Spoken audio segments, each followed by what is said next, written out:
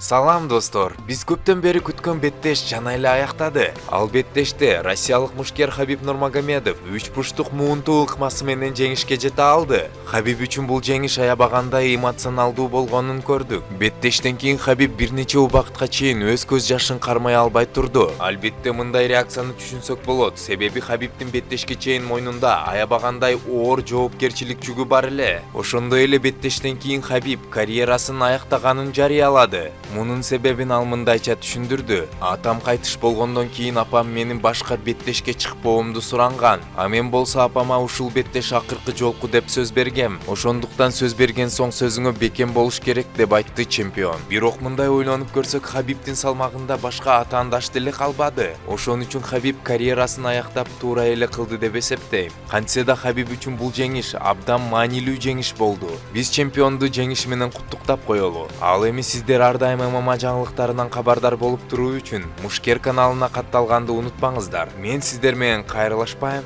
Көрүшкөнгө чейин.